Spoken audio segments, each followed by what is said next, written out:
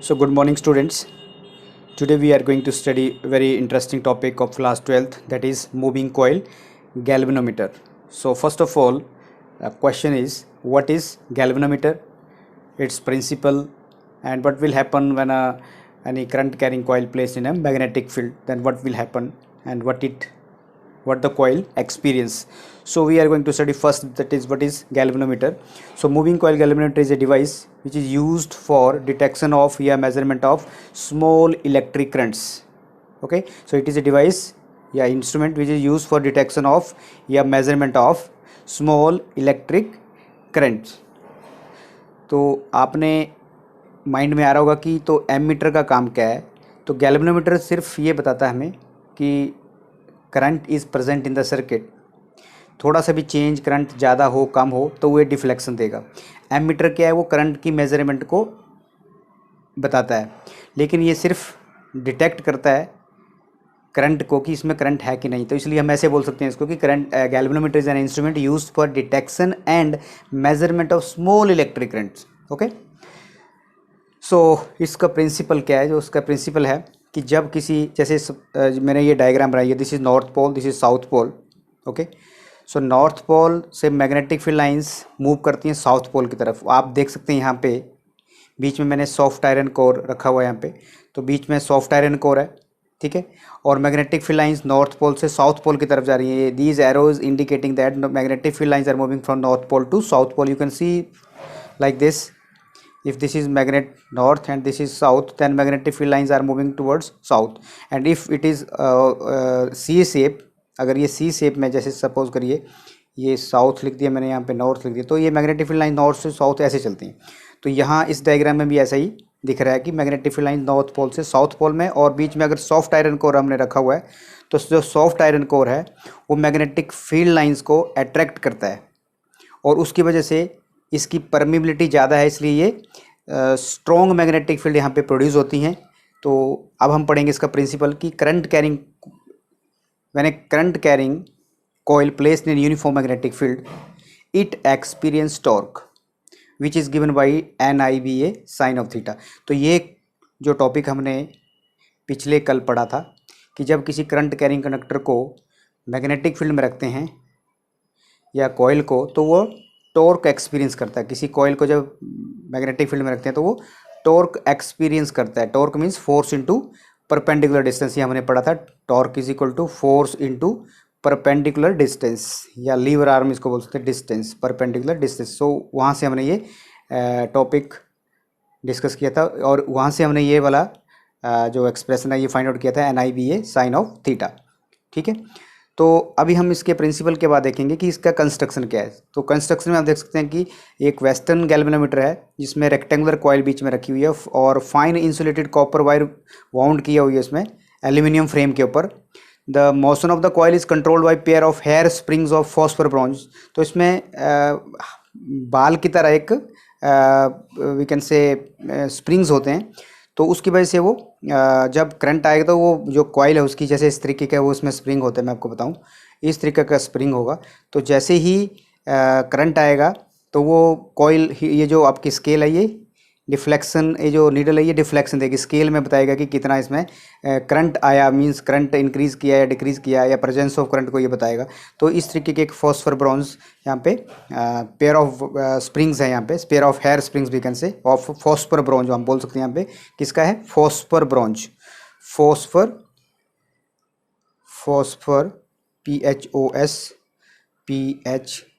PHOSPHOR phosphor bronze. ठीक है, phosphor bronze का ये स्प्रिंग बना होगा, हेयर लाइक स्प्रिंग. ठीक है, so the springs provide the restoring torque and serve as current leads. तो ये जो स्प्रिंग्स हैं ये क्या करता है, रिस्टोरिंग फोर्स, मीन्स कि जैसे ही आप देखो कोई किसी स्प्रिंग को आप ऐसे प्रेस करोगे तो छोड़ने के बाद स्प्रिंग अपनी ओरिजिनल पोजीशन ले लेगा.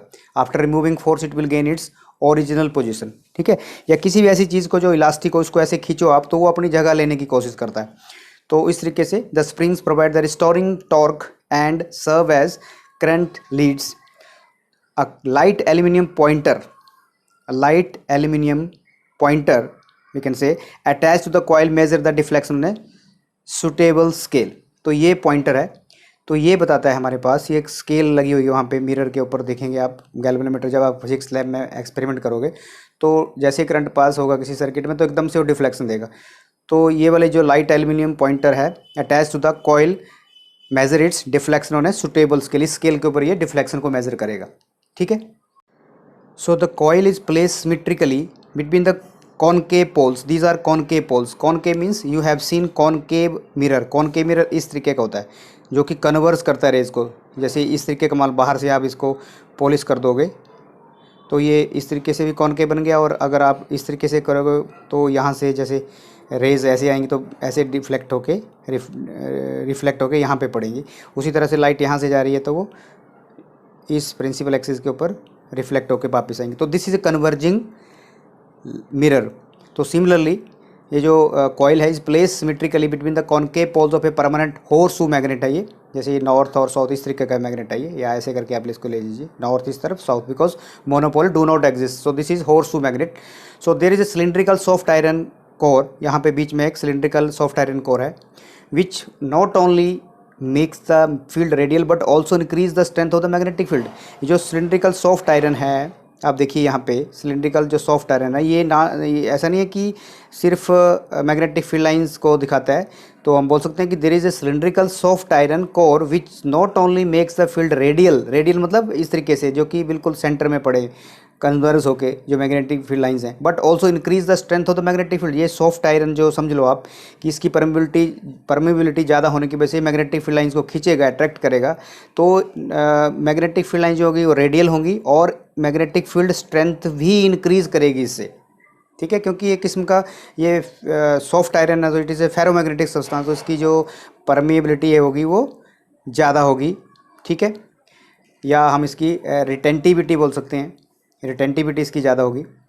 तो अब हम इसके बारे में पढ़ेंगे कि इसकी theory and working, it's theory and working. Now will discuss it's theory and it's working. Theory and working, कैसे ये काम करता है। देखो ये हमने टॉर्क तो ऑलरेडी हमने फाइंड आउट किया है, लेकिन फिर हम दोबारा से इसको डिस्कस करेंगे। ठीक है, कि as the field is radial, जैसे फील्ड आपको पता है रेडियल है, तो plane of the coil always remain parallel to the field.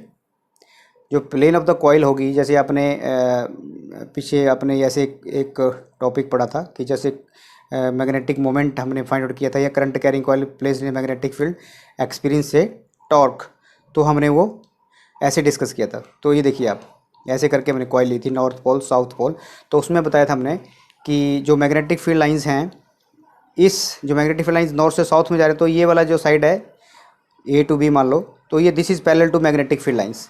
तो यहाँ भी हम बोल सकते हैं कि as the field is radial the plane of the coil always remain parallel to the field B when a current flows through the coil the torque acts on it.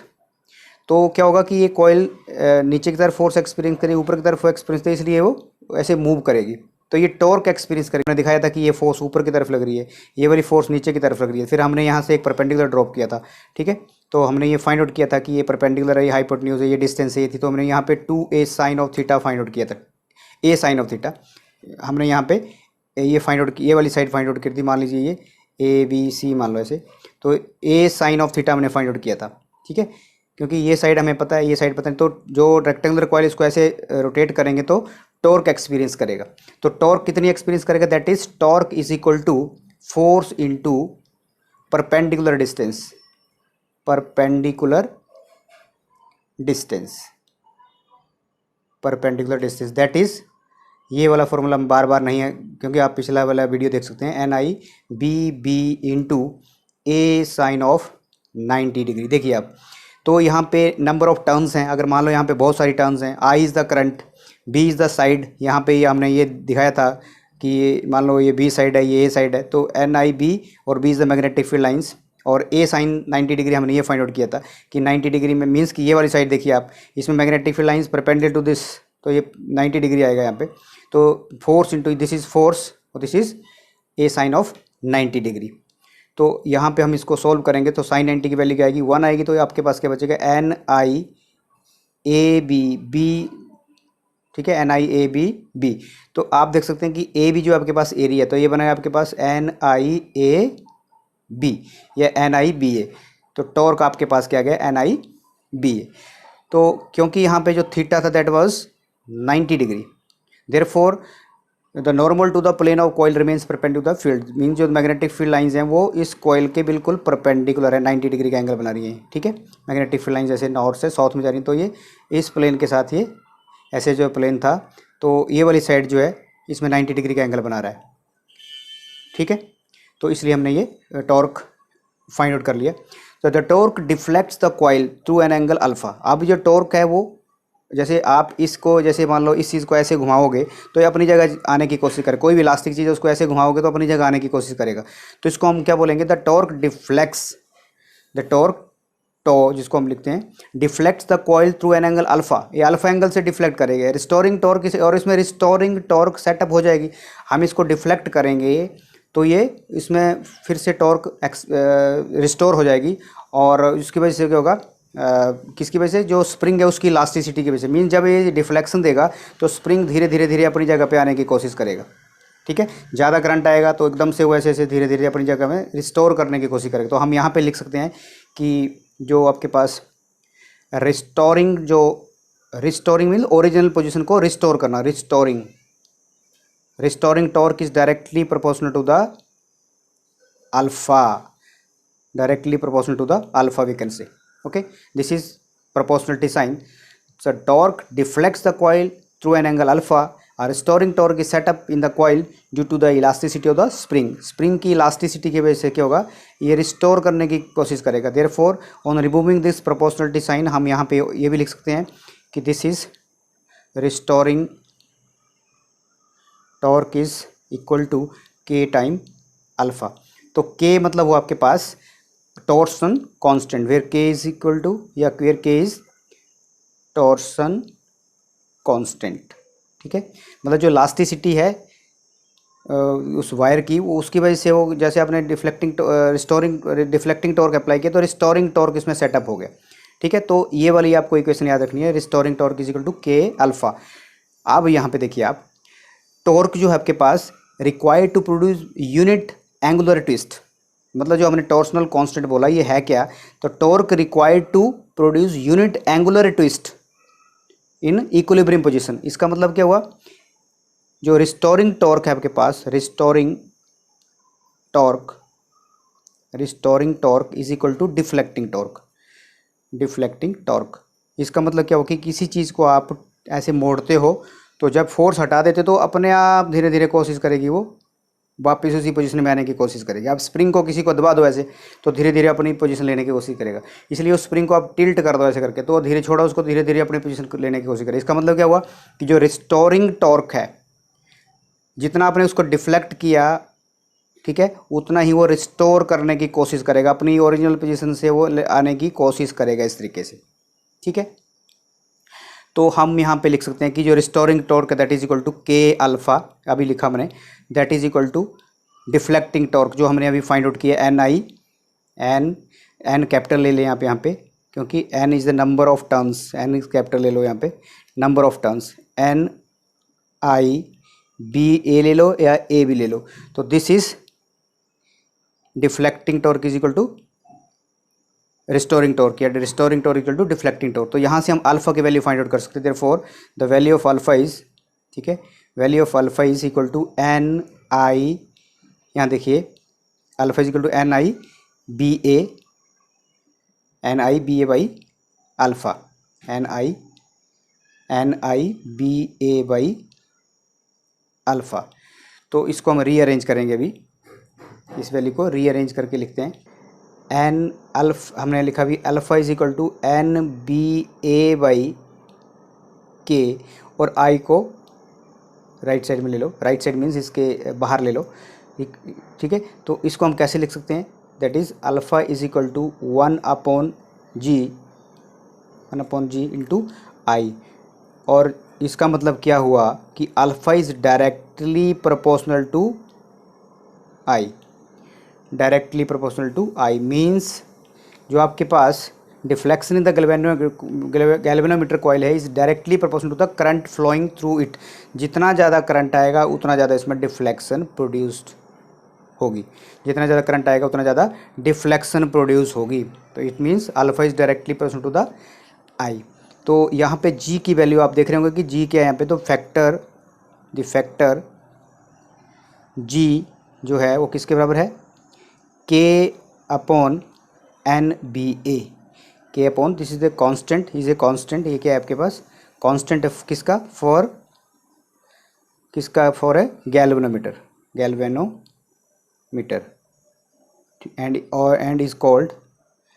And is called galvanometer constant, galvanometer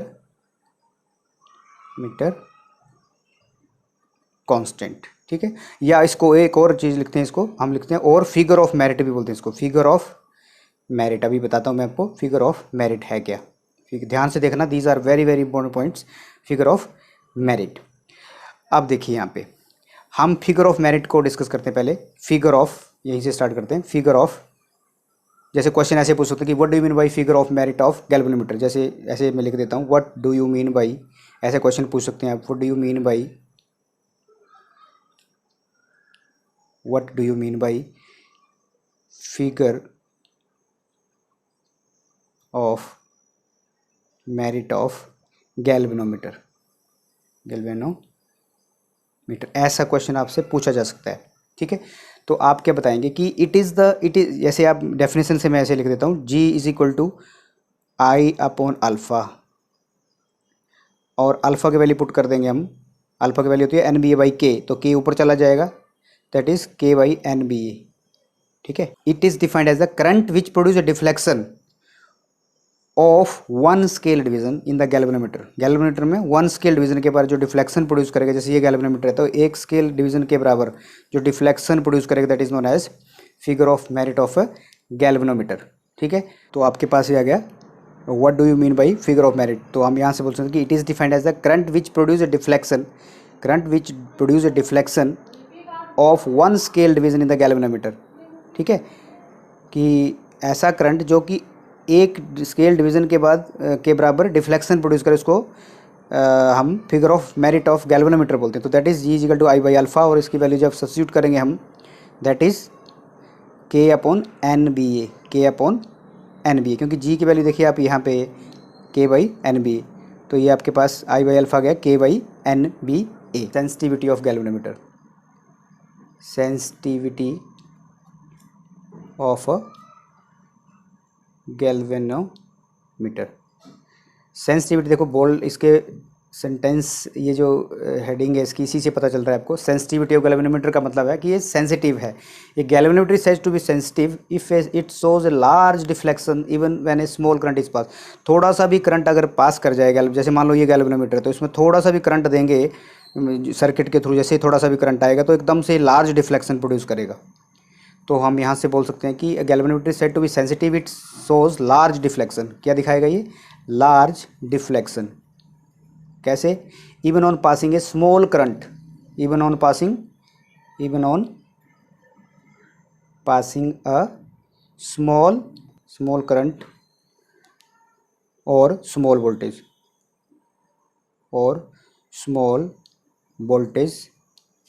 across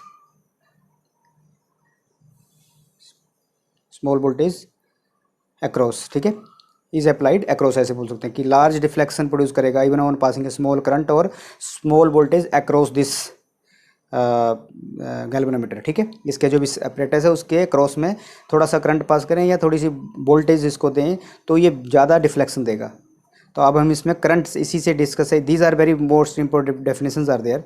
ये बहुत ही important definition को ध्यान से सुनना आप। Current sensitivity को define करते हैं, व्हाट इज करंट सेंसिटिविटी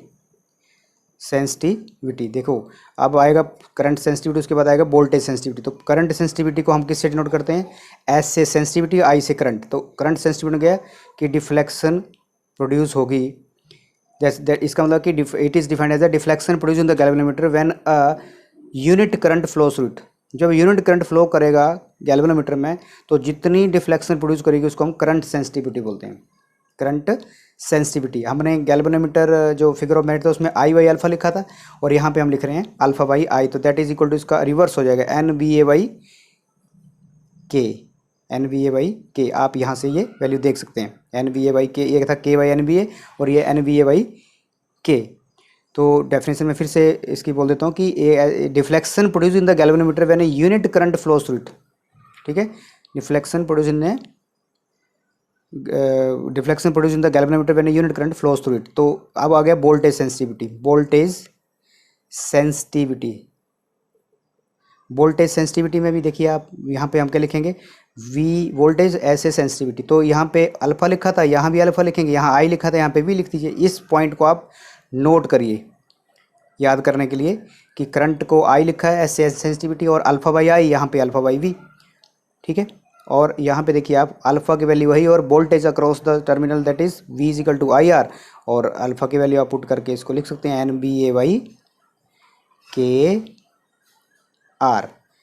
ठीक है, N B A by K R, N B A by K आ गया आपके पास। आई देखो अल्फा बाई आई, यहाँ से देख लो आप, ये वाली वैल्यू आ गई अल्फा बाई आई, ये देखिए alpha by N B A by K लिख दिया और आर साथ में आ गया। तो this is very important definition, voltage sensitivity क्या होती है। ठीक है, या आप ऐसे भी लिख सकते हैं कि voltage sensitivity is equal to current sensitivity by R. Current sensitivity R भी इसको लिख सकते हैं हम, अगर इसको लिखना चाहिए। अब है बहुत ही मेन टॉपिक, और लास्ट जो टॉपिक है that is very very important, कि व्हाट आर द फैक्टर। यहीं से देखो, यहाँ लिख देता हूँ मैं, factors on which the sensitivity of a moving coil किसकी, ऑफ गैल्वेनोमीटर डिपेंड्स, किसके ऊपर इसकी सेंसिटिविटी डिपेंड्स कर। देखो यही फैक्टर हैं सारे। नंबर ऑफ टर्न्स के, तो पहला आपके पास क्या आएगा, नंबर ऑफ टर्न्स के ऊपर, नंबर ऑफ टर्न्स, जितनी ज़्यादा नंबर ऑफ टर्न्स होंगी यूनिट्स कॉइल, जितनी ज़्यादा टर्न्स होंगी उसके ऊपर डिपेंड करेगा। दूसरा पॉइंट ले लो आप मैग्नेटिक फील्ड का, देखिए पहले एन के ऊपर, बी के ऊपर, ए के ऊपर, के ऊपर। ठीक है, या number of turns in the its coil. दूसरा आ गया magnetic field that is noted by B, ये सब कुछ आपको। उसके बाद है एरिया ऑफ द कॉइल, और लास्ट वाला आप ले सकते हैं दैट इज टॉर्सन कांस्टेंट, जिसको हमने के से नोट किया था। ठीक है, ऑफ किसका था ये, ऑफ द स्प्रिंग, वो जो इलास्टिसिटी हमने बात की थी, of the spring and suspension wire भी बोलते हैं, सस्पेंशन वायर, किसका, spring and suspension wire. Suspension wire mean जो आपको मैंने बताया था कि वो फॉस्फर ब्रोंज की जो वायर है, जो एकदम से डिफ्लेक्शन वो निडल के साथ अटैच होगी एक्चुअल में, तो इसलिए वो उसका जो इलास्टिसिटी है वो ज़्यादा है, इसलिए वो अपनी ओरिजिनल पोजीशन में आने की कोशिश करेगा। ठीक है, तो अब है आपके पास सेंसिटिविटी। ये तो था कि किसके ऊपर डिपेंड कर, तो कैसे इसकी सेंसिटिविटी को हम इंक्रीज कर सकते हैं। तो लास्ट वाला टॉपिक डिस्कस कर लेते हैं, factors on which the sensitivity of a moving coil galvanometer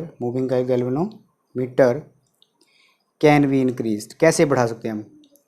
तो ये देखिए आप, पहला यही नंबर ऑफ टर्न्स के ऊपर, नंबर ऑफ टर्न्स बढ़ा के, ठीक है, by increasing the number of turns. दूसरा आ सकता है आपके पास बाई, चलो लिख देता हूँ मैं, बाई इंक्रीजिंग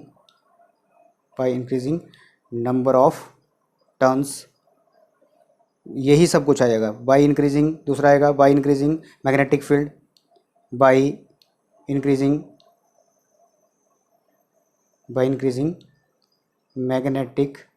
मैग्नेटिक फील्ड, इसको हम बी से नोट करते हैं। तीसरा लिख सकते हैं एरिया, क्योंकि N B A, by increasing area, by increasing the area of the coil का एरिया बढ़ा दें तो भी जितने ज़्यादा टर्न्स होंगे उतना ज़्यादा मैग्नेटिक फील्ड प्रोड्यूस होगी। ठीक है, उसके बाद बाई, अब ये इन्वर्सली प्रोपोर्शनल, तो इसके ये डायरेक्टली थे, देखिए ये वाला चीज़ इसके साथ डायरेक्टली थे सब, एन बी ए, और ये जो है इन्वर्सली। बाई इसको डिक्रीज करेंगे तब जाके करंट की वैल्यू बढ़ेगी, बाई डिक्रीजिंग या यहाँ भी देख लीजिए, इसकी वैल्यू डिक्रीज करेंगे तब वोल्टेज की वैल्यू, वोल्टेज सेंसिटिविटी की वैल्यू इंक्रीज करेगी by decreasing. This is most important point, this point, by decreasing the value of torsion constant. क्या है वो? के. Torsion constant